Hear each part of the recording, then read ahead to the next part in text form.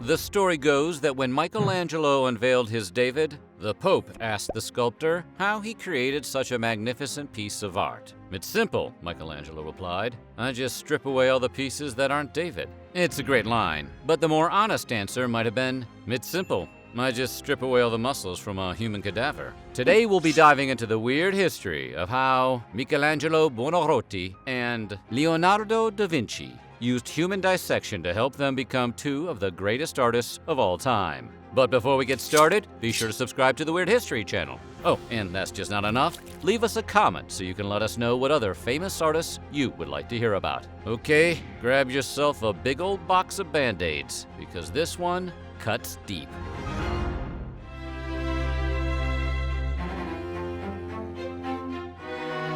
Renaissance painters had a difficult job. They were committed to creating masterful works celebrating the human body in a time when nobody seemed to have the slightest idea of how the human body worked. Artists of the time often had a much better working knowledge of human anatomy than did most doctors. While most artists of the time were content to study the works of the past, the greats, like Leonardo da Vinci and Michelangelo Buonarroti, set out to develop a brand new style of scientific naturalism. When Leonardo painted the Mona Lisa, he wasn't just painting what he saw. He also painted what he didn't see: the muscles pulling at the Mona Lisa's smile, the capillaries making her cheeks flush red. Leonardo had such a detailed understanding of the systems that make up the human body that he is credited as the world's first anatomist, and his detailed notebooks and journals would go on to influence Western medicine for centuries to come.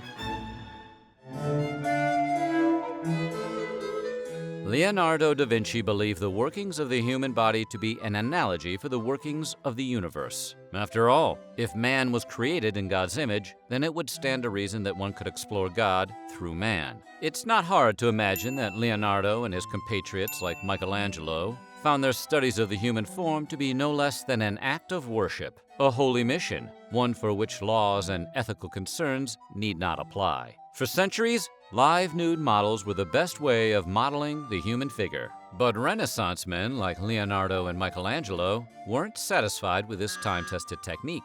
In fact, Leonardo made it a point of never painting nudes. How could they go beyond skin deep? The answer's obvious. All they had to do was find a way to remove the skin. In 1503, Giorgio Vasari, often referred to as the very first art historian, commissioned Leonardo da Vinci to paint the Battle of Anghiari, a scene from the wars between Florence and Milan. Then, less than a year later, Vasari commissioned Michelangelo to paint another sprawling battle scene on the very same wall. Vasari made it clear to both artists that they were in direct competition. The two masters took the bait. Out of the dueling commissions came a fierce rivalry. Michelangelo, in his youth and arrogance, made it clear that he had no time for Leonardo, a man 20 years his senior. Leonardo, whose age did not put him above jealousy and general cattiness, often criticized the young artist's work, writing in his journals that Michelangelo's paintings had a wooden quality. Look at that. History's first recorded shade-throwing. Perhaps some of the antagonism stemmed more from differences in artistic style rather than personality. Da Vinci popularized a style of blending light and shadow without trait or sign, like smoke, while Michelangelo preferred to use bright colors and sharp lines in his paintings. Or maybe they were just petty jerks. Either way, the two artists had far more in common than they may have thought. Besides both being incredible artists whose work would outlive them for hundreds of years, they both had a curious habit of quitting. It wasn't uncommon for either man to walk away from a painting or sculpture halfway through. The two rivals also agreed on the importance of studying the human body to create great works of art, and both men were more than willing to get their hands dirty.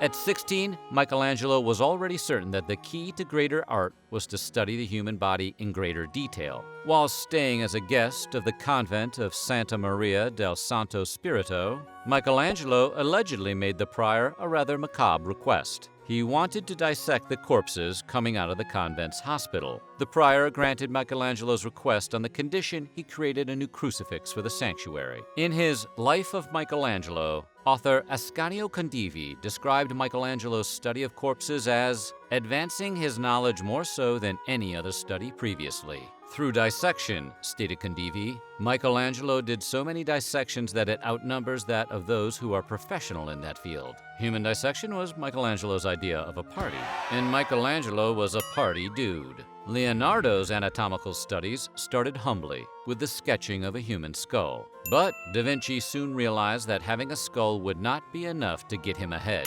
Da Vinci identified the problem. He needed bodies, but a solution did not come easy. The shortage of cadavers for dissection was a major obstacle to science for centuries. Anatomists like Andreas Vesalius even taught their students how to steal bodies to dissect. Due to the lack of those, Da Vinci dropped his anatomical studies for many years, until 1510, when he teamed up with an anatomy professor named Marcantonio della Torre. Together, they undertook a series of dissections. But when the professor succumbed to plague in 1511, Da Vinci's cadaver access was cut off. Thus, Leonardo narrowed his focus on the heart, like a lot of country music singers. Da Vinci's detailing of the heart turned out to be so advanced that he was cited in a 1968 scientific article published in Nature about the aortic valve. The only reference in the entire article was to Leonardo da Vinci, whose research was over 450 years ahead of its time.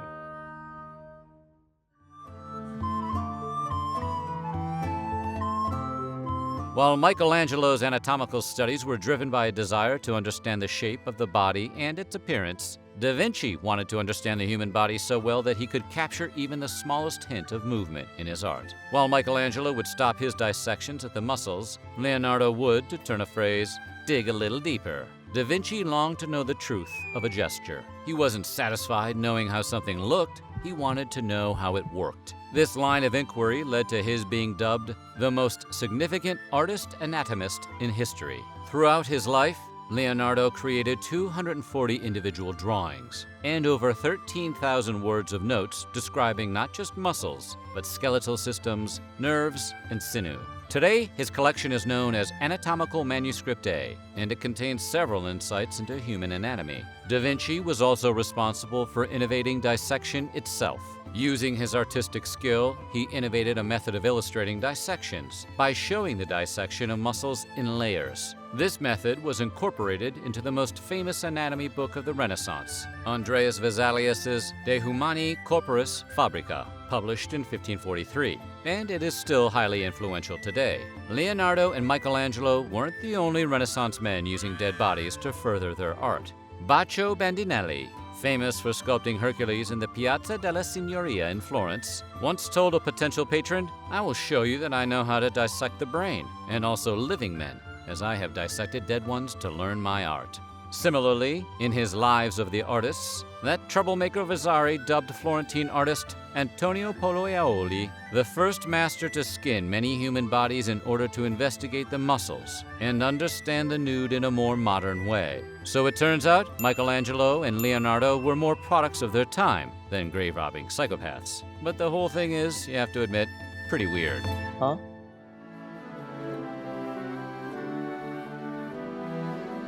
While Michelangelo exchanged holy art for cadavers, Leonardo preferred to get his bodies the old-fashioned way, by hanging out at hospitals. In 1506, Da Vinci visited the hospital of Santa Maria Nuova in Florence, where he met a patient who was 100 years old.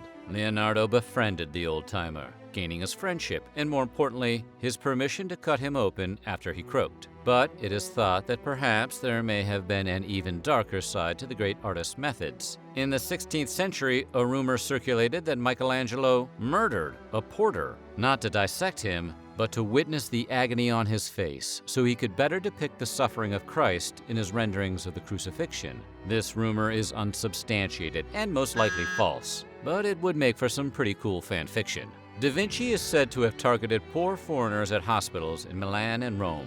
If no one could pay for their burials, the hospitals would hand the bodies over to the artists for dissection. There were also mumblings of artists and anatomists taking bodies through other unscrupulous means. Andreas Vesalius, the founder of modern anatomy, once joked that his students had carried off a woman for public dissection, covering their tracks by flaying the woman's skin so that her family could not recognize her body.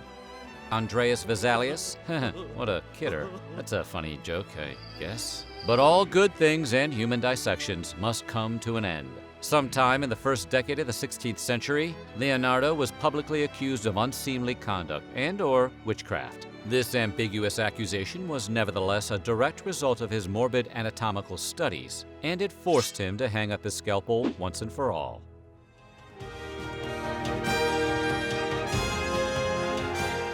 Da Vinci painted his masterful The Virgin and Child with St. Anne in 1510. The same year, he was undertaking detailed anatomical studies. In the painting, the Virgin Mary reaches down for the Christ child, who wrestles with a sacrificial lamb. Da Vinci spent years dissecting bodies to study their interior workings so that he could understand the mechanism behind a mother reaching for her child. His detailed study of the human body helped Da Vinci understand how the spine worked and how the heart pumped blood. It also helped him create stunning works of art. But perhaps the most famous Renaissance artwork influenced by dissections was Michelangelo's David, one of the most recognizable sculptures in the world. David's pose, known as Contrapposto, makes the statue look at ease even though his muscles appear ready for movement. This ability to balance relaxation and readiness was the result of Michelangelo's detailed studies of human muscles. Without dissecting bodies at the convent, Michelangelo would never have been able to create such a monumental work of art.